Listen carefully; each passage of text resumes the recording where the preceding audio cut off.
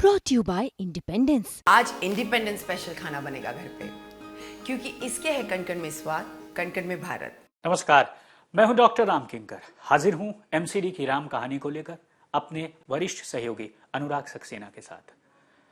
दिल्ली नगर निगम में कल कुछ ऐसी घटना हुई जो साफ तौर पर दिखाती है कि किस तरह से एक ऐसी पार्टी जो 2022 में हुए जो है एमसीडी के चुनावों में कम सीटें लेकर आती है, विपक्ष की भूमिका निभाती है, वह सबसे पावरफुल कमेटी, स्टैंडिंग कमेटी में किस तरह से आमने सामने की लड़ाई में आ जाती है। यानी अब जब 5 पार्षद आम आदमी पार्टी के बीजेपी में आ चुके हैं, तब जो स्टैंडिंग कमेटी को लेकर बीजेपी का बहुमत है, वो बहुमत तो अब मैजिकल नंबर पर आ चुका है। यानी स्थायी समिति के 18 सदस्यों में से स्टैंडिंग कमेटी का चेयरमैन बनवाने के लिए 9 सदस्यों की जरूरत होती है, और अभी 5 पार्षद जब ये आम आदमी पार्टी के बीजेपी में दाखिल हुए, तब ये आंकड़ा मैजिकल नंबर को बीजेपी छू गई।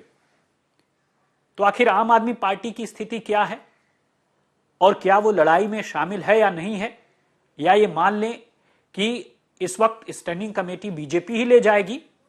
उस आंकड़े को समझने से पहले थोड़ा सा बैकग्राउंड में जाते हैं। सबसे पहले आप ये देखिए कि दिल्ली नगर निगम में जो 12 जोन हैं, 12 जोनों में से 2 जोन ऐसे थे जहां पर आमने सामने की लड़ाई थी। यानी अगर यहां पर आम आदमी पार्टी है तो यहां पर अब बीजेपी आ गई है। कैसे? सबसे पहले तो जान लीजिए कि 12 में से 5-5 जो बहुमत है वह आम आदमी पार्टी और बीजेपी के पास पहले से ही है। लड़ाई सिर्फ सेंट्रल और सिविल लाइन जोन को लेकर है। तो आखिर वो जोन कौन कौन से हैं? पहले आम आदमी पार्टी की बात करते हैं। Rohini city SP, Karol Bagh west zone और साउथ जोन, ये आम आदमी पार्टी का जहां पर ऑलरेडी बहुमत है, या यूं कहें। दूसरा, अगर बीजेपी की बात करें तो civil line zone, Shahdara south, Shahdara north, Najafgarh और केशवपुरम जोन। लेकिन सेंट्रल और नॉर्थ में जो सेंट्रल और नरेला में जो स्थिति थी वह अब पूरी तरह से बदल चुकी है। यानी अब जो है नरेला और सेंट्रल जोन में भी बहुमत में आ गई है बीजेपी। पहले तो रही सही कसर थी, जो कमजोर थी वह एल्डरमैनों ने पूरा कर दी थी, और पहला झटका सुप्रीम कोर्ट से मिला जब एलजी के जरिए जो नियुक्ति की गई थी उसे सही ठहराया गया, और यह कहा गया कि वह नियुक्तियां ठीक हैं। और स्ट्रेटेजिकली बीजेपी ने, या यूं कहें कि केंद्र के प्रतिनिधि एलजी ने एल्डरमैनों को उन्हीं जोन में नियुक्त किया जहां पर बीजेपी कमजोर पड़ रही थी। यानी सेंट्रल और नरेला जोन में पहले एल्डरमैन जब शामिल हुए वो दोनों स्थितियों में, तो बीजेपी की स्थिति थोड़ी अच्छी हुई।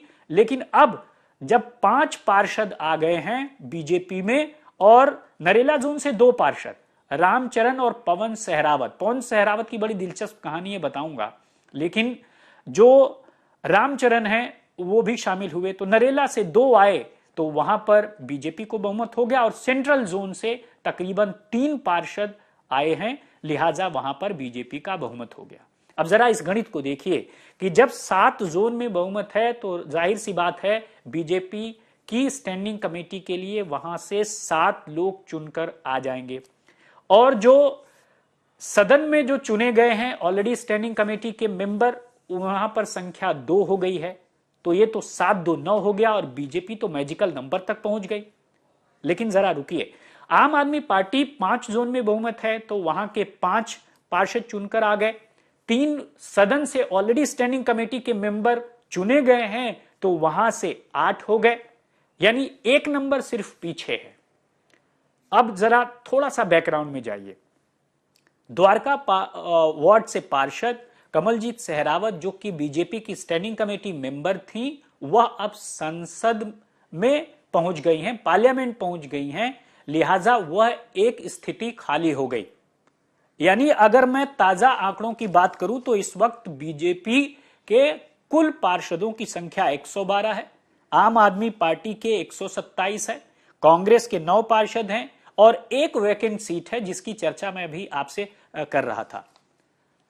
तो अभी बाजी पलट सकती है आम आदमी पार्टी। एक नंबर कम तो जरूर है, लेकिन अगर इस रिक्त स्थान पर यानी बीजेपी के खाली हुई सीट पर अगर स्टैंडिंग कमेटी के मेंबर चुना जाता है तो 127 सीटों वाली आम आदमी पार्टी का बहुमत सदन में है। तो बहुत मुमकिन है, 99.9% है कि उसका एक मेंबर अस्थाई समिति से चुना जा सकता है। तो 8 की संख्या फिर भर जाती है, यानी वो 9 हो जाता है।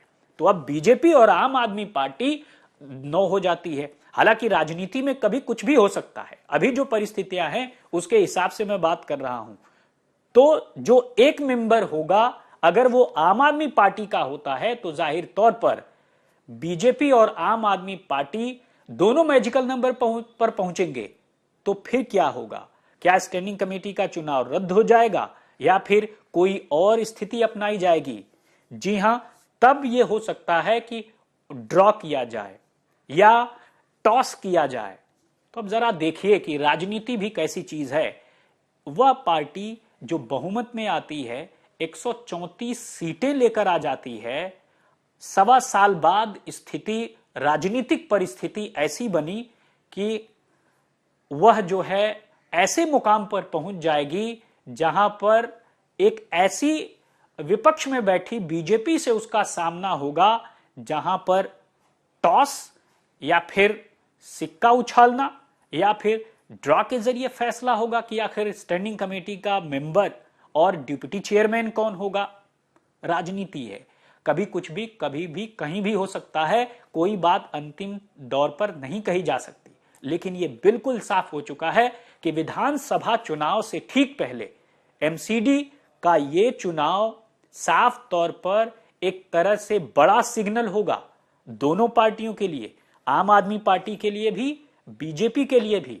और यह चुनाव बहुत महत्वपूर्ण है, एक तरह का लिटमस टेस्ट होगा उस पार्टी का जिसके मुखिया जेल में है। 1.25 साल से स्टैंडिंग कमेटी, वार्ड कमेटी का चुनाव नहीं हुआ, पार्षदों के कोई काम नहीं हो पा रहे।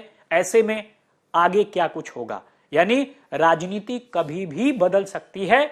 और बीजेपी जो दावा कर रही है वो ये कि बहुत सारे पार्षद इस ताक में बैठे हैं कि वह आकर बीजेपी ज्वाइन करें। लेकिन दूसरी तरफ आम आदमी पार्टी का भी दावा है कि जिन्हें जाना था वो चले गए, लेकिन जो पार्टी के कोर कार्यकर्ता हैं और अरविंद केजरीवाल की नीतियों के लिए समर्पित हैं, वह इस दौर में भी पार्टी के साथ खड़े होंगे। लिहाजा उन्हें चिंता नहीं है। चुनाव में जाने पर जनता बताएगी कि कौन इस स्थिति में है, कौन किस स्थिति में है, यह बताएगी। तो इस वीडियो में फिलहाल इतना ही, फिर हाजिर होंगे एक नए मुद्दे के साथ।